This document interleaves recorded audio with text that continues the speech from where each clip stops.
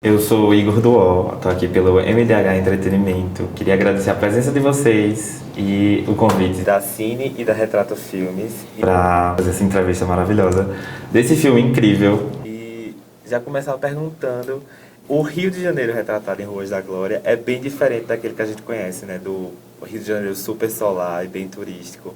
Então, queria perguntar como foi esse processo de escolher e retratar esses espaços mais íntimos e mais obscuros, vamos dizer assim, do Rio de Janeiro. Obrigado por receber a gente, primeiro de tudo. O Ruas da Glória, ele é inspirado numa época da minha vida que eu morava no centrão de São Paulo.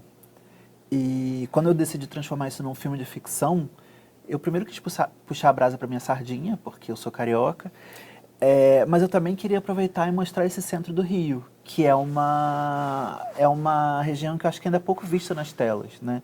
O filme é todo filmado, quase todo filmado entre Glória, Lapa e Cinelândia, que eu acho que é muito cinematográfico. E, como você falou, a gente vê esse lado mais sombrio, mais noturno. Caótico, né? Super caótico. Tem coisas lindas, mas tem o beco, pichado, com lixo. Acho que tudo isso é muito interessante. A gente filmou muito de noite, né? Tem uma minoria de cenas de dia. Então, eu sou goiano, então, e moro no Rio há 15, 20 anos. Já morei na Glória, então conhecia um pouco o bairro e vários carnavais também que acontecem, né? Naquela região, mas assim, mais conhecer a fundo o mundo, né, da prostituição no Rio, enfim, as saunas gays, os cinemas pornô, as pessoas que trabalham ali. É muito mágico, porque eu acho que a nossa profissão é essa, né? Se colocar no lugar do outro, do nosso personagem, descobrir a fundo essas realidades que, né, possivelmente a gente veria, tipo, como, né, no carro passando por ali.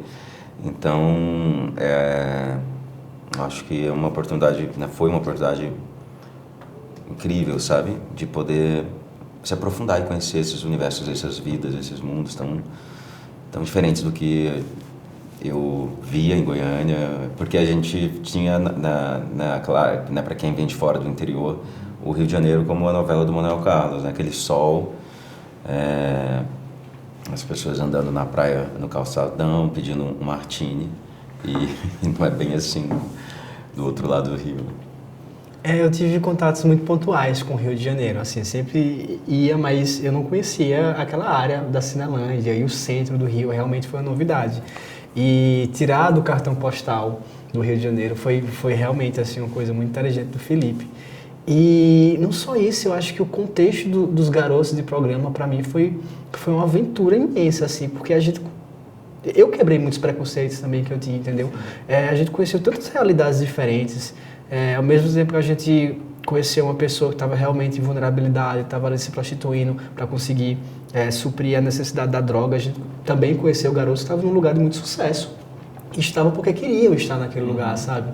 E é tão complexo a diferença e muito particular a cada um. E isso me fez ver que, nossa, sabe, é realmente um lugar assim que a gente não pode partir do julgamento. E eu acho que Felipe fez isso muito bem, porque ele não cria uma moralidade em cima dos trabalhadores do sexo.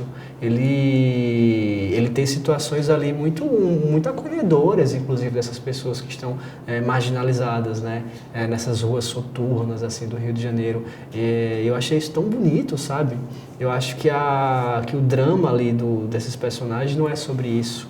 Eu acho que é muito mais sobre os buracos existenciais que eles tentam tampar ali de forma tão desesperada, com prazer momentâneo, do que propriamente a prostituição, assim. O filme tem muita relação com tanto as relações entre os personagens, quanto o próprio sexo como motor da narrativa. Para vocês, assim, o filme é muito mais sobre amor ou sobre a solidão dessas pessoas? É engraçado você perguntar isso, porque eu acho que, de certa forma, quando a gente fala em solidão, a gente está falando de amor também. Nem que seja amor próprio, entendeu? Porque eu acho que, ou da falta desse amor também, eu acho que essa autodescoberta desses personagens parte muito desse lugar de descobrir o amor. sabe? Não só o amor carnal entre dois homens, mas o amor por você mesmo, o amor familiar. Então eu acho que essas duas coisas estão muito interligadas nesse filme, sabe? Eu acho que é uma busca pelo pertencimento, sabe? O pertencimento de você se identificar onde está o amor ali. Acho que de todos os personagens, né? Tanto nos nossos quanto da família que acolhe o personagem do Gabriel, né? Que também é a parte acolhedora, o amor que acolhe, o amor, né, de um núcleo familiar, a busca por um amor e a solidão que é pela falta dele, né? Falta do amor.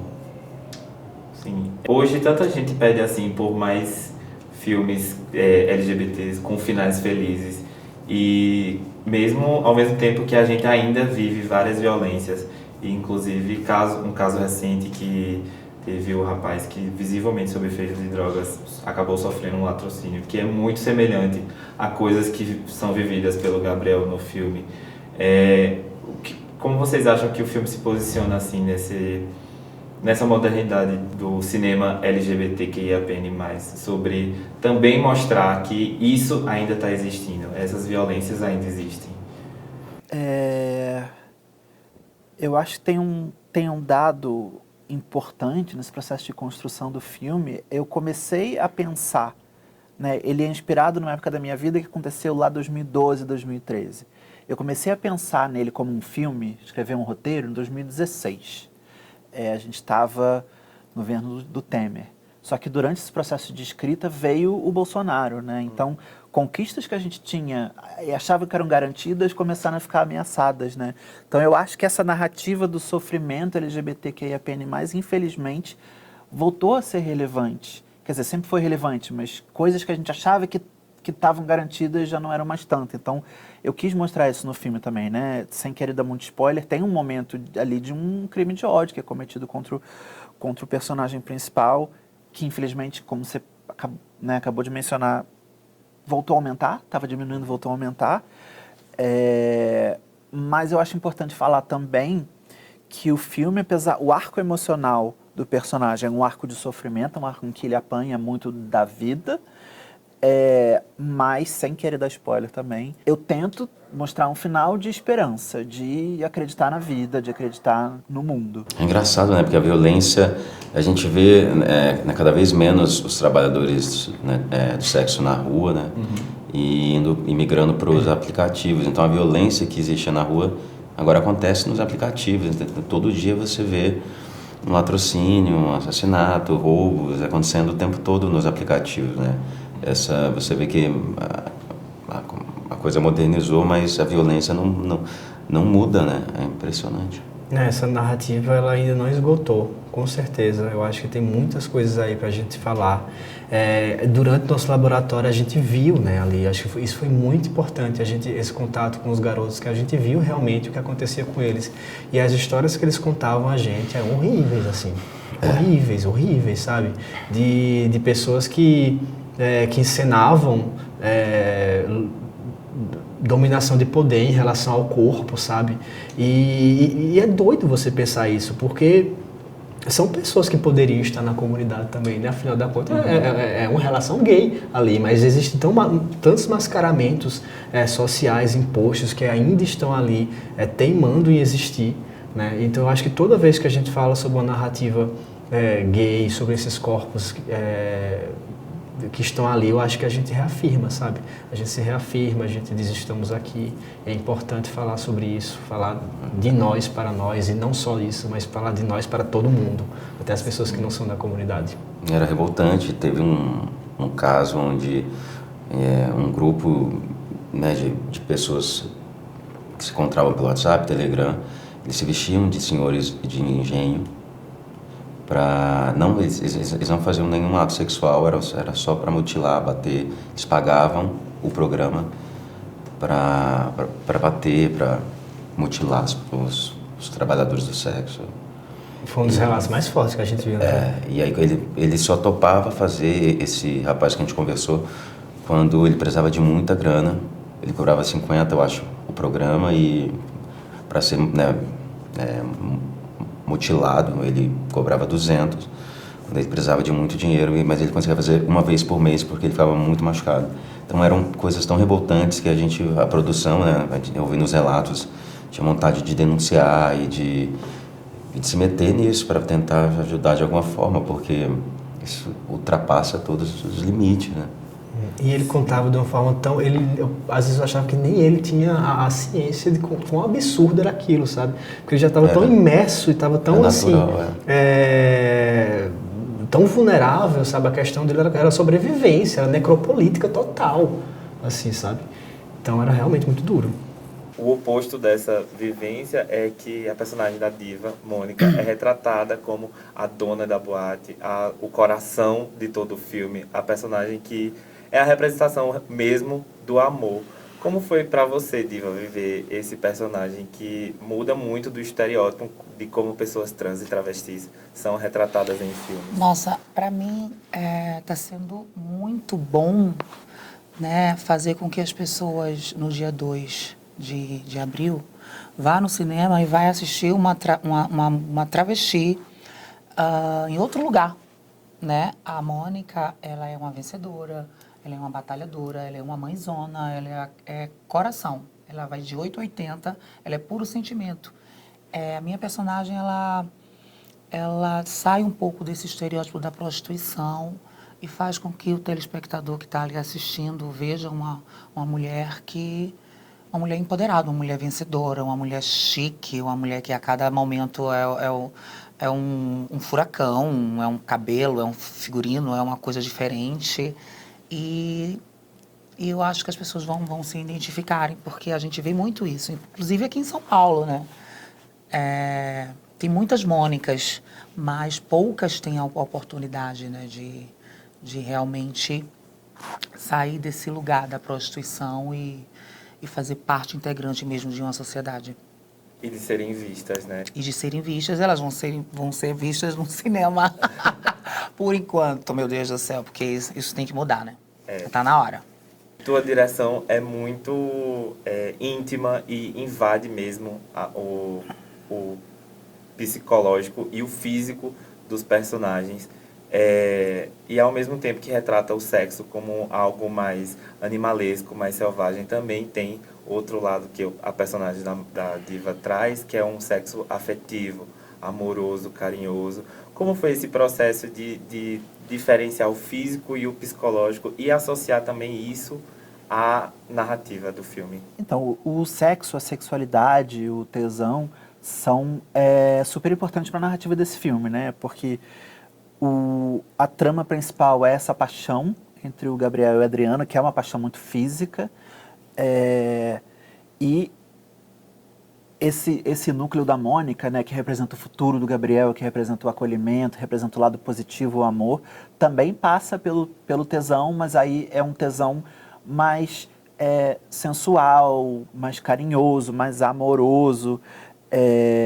Então, como você falou, eu pedi para os meus atores estarem muito expostos ali, tanto psicologicamente quanto fisicamente, e eles todos abraçaram isso, né? Se expuseram lindamente.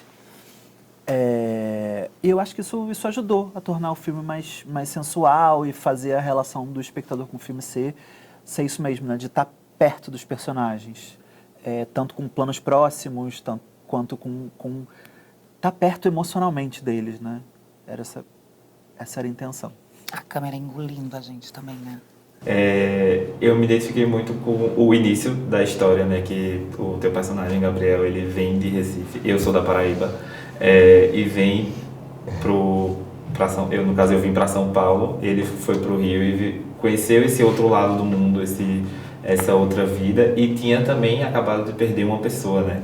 E tem a frase que ficou muito assim na minha cabeça, que tu filma o mar, aí fala: ó, vó, aqui pode entrar, não tem tubarão não. Que foi uma sensação que eu tive da primeira vez que eu visitei o Rio de Janeiro, que eu vi que o mar era muito diferente do de João Pessoa. O mar frio, mais violento, enquanto lá a gente tem uma água calminha, quentinha. Então eu queria saber como foi esse processo tão próximo assim de tua vinda de outro estado para o Rio, ser tão próximo do personagem também, como foi esse processo de construir todo esse personagem.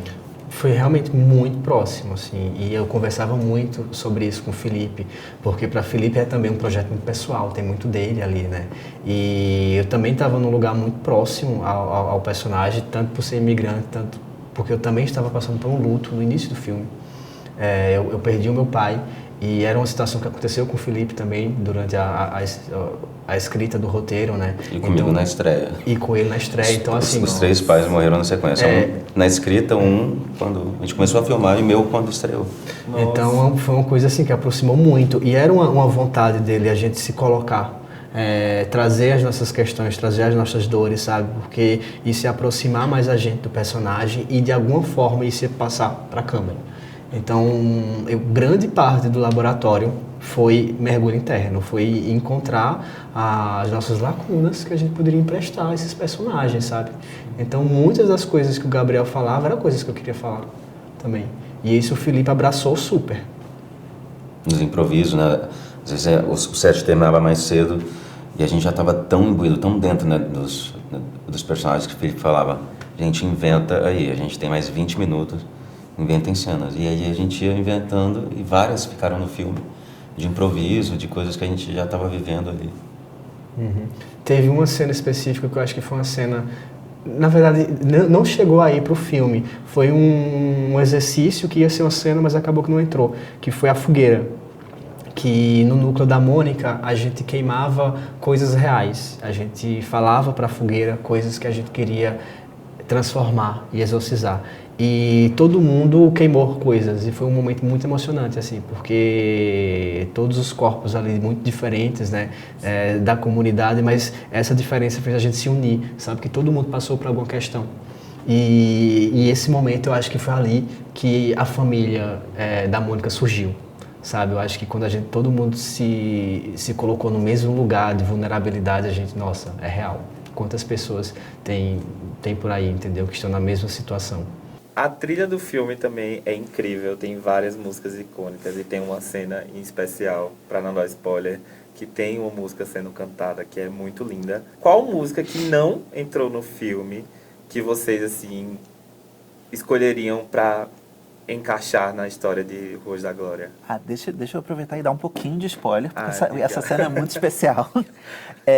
Eu não preciso falar o contexto da cena, mas a cena em si é a nossa diva Mene, que tem a formação de cantora lírica. Quando eu soube que ela tinha, isso não estava no roteiro, eu falei, a gente vai colocar isso no filme.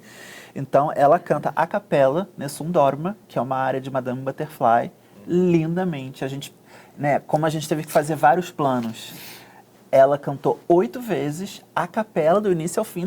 Tudo que a gente vê no filme é a diva no gogó. Quer falar um pouco sobre essa cena? Foi bem bacana, assim, foi cansativo, muito cansativo, porque é outra região vocal, né? Mas a entrega era tanta e a cena era tão forte que a gente tinha que fazer. E eu estava ali entregue de corpo e alma para fazer aquela cena. Foi muito marcante, foi muito gostoso mesmo. E emocionante, né? Quando vocês assistirem, vocês vão entender. Eu confesso que eu dei uma choradinha nessa cena, com certeza. É muito linda. Mas e aí? Fora essa, qual uma música assim que você pensa que poderia entrar numa playlist de Ruas da Glória? Cara, eu acho que todas as músicas que eu queria que entrasse, entraram. Foi um processo muito bom de escolher as músicas. Não, tem uma música que quase entrou no filme, que gente, esqueci o nome da música, do Emicida, um grande hit dele, que ele usa um sample do Belchior, do Sujeito de Sorte. É Amarelo. Amarelo, claro, que é a música título do álbum. Teve um momento que a gente queria terminar o filme com Amarelo. Mas a gente chegou a começar a licenciar, mas eu acho que o tempo da música era difícil encaixar, né? É uma música muito forte, muito poderosa, e eu achei que se ela fosse entrar, ela teria que entrar dentro do filme. A gente acabou optando pela música da Bethânia. Tem alguma música do Johnny Hooker? Não, né? Não. Acho que poderia entrar alguma música do Johnny ou da Lineker. Eu acho que seria bacana também. Eu tenho uma que eu indiquei, quase entrou e não rolou. Mas por algum motivo, o Felipe amou, todo mundo amou, que era Vuelve, que é a versão em espanhol de Volta do Johnny Hooker. Que quem canta é a Julia Conrad. que é minha amiga e quase ficou depois, ouve, é maravilhosa. Vuelve. Vou ouvir. Sabe aquela da Gal? Eu vi um menino correndo. Eu acho que é essa. Sabe? Eu acho que a gente. Foi uma das músicas que a gente pensou pra esse momento da Mônica, sabe? Porque é logo numa sequência porrada, assim, que o Gabriel quase morre no carro, ele sai correndo na rua desesperado, assim, e ele ampara nessa família, né? Então a Mônica cantando sobre isso, sobre essa lembrança desse menino correndo, assim, era muito visual pra mim. E era uma voz acolhedora, sabe? Então eu via muito a Mônica. Eles tentaram essa música? Na montagem, sabe? Não colocaram não. Ficou uma música empírica ali, nossa, mas não chegou a entrar no filme. É, porque a gente tinha um álbum, cada um tinha seu álbum de música. A gente tinha uma playlist, assim, cenas maravilhosa. A gente se conectava muito com o som. Qual a frase ou pergunta vocês queriam que ficassem assim pro espectador depois que assistisse o filme? Eu acho que o filme coloca muitas perguntas, mas eu queria que os espectadores terminassem o filme com uma afirmação simples, né? Para parafrasear Fernanda Torres, acho que a vida presta. Esse que eu queria que ficasse. E tudo. E pegando esse gancho dele, eu queria que as pessoas vissem a travesti realmente como... humanizassem, né? A travesti... é isso. Porque a minha personagem é muito sentimento, sabe? Eu levanto mesmo essa bandeira da Mônica porque as pessoas veem as travestis como aquelas baratas cascudas, aquelas mulheres que pisam, né? E ela não. Ela é na hora que tem que ser, mas na maioria do tempo ela está sempre tentando proteger, né? Proteção. É uma afirmação, não seria uma pergunta que o público vai ter. Realmente eu não sei, mas eu queria que eles saíssem com esse carinho a mais. Boa pergunta. Nossa, tantas, né? Eu acho que, pra mim, eu acho que eu gosto mais da pergunta, da interrogação, porque ela provoca, sabe? Ela não dá um ponto final, mas exclama assim, mas ela provoca para você pensar. E eu acho que algo em torno de onde você se encontra, onde você se acha, onde você sorri, onde você consegue chorar de forma segura, sabe? Eu acho que são essas interrogações, assim, que colocam num lugar que você percebe sua rede de apoio e até você mesmo, sabe? Porque você também pode ser uma rede de apoio para você mesmo. Eu acho que é isso. Acho que o nome é Não Desista. Não desistir. Não desistir. Isso é muito bom. É isso, muito obrigado, gente. Obrigado. Respostas incríveis, filme maravilhoso. Foi muito especial para mim ver o filme e poder participar dessa entrevista também. Muito obrigado. Adorei, Obrigado, amigo. Queria muito agradecer a vocês por terem feito esse filme, tá? Muito obrigado. A gente que agradece o Obrigada carinho. a você pelo carinho, pela sensibilidade. Obrigada. Obrigado.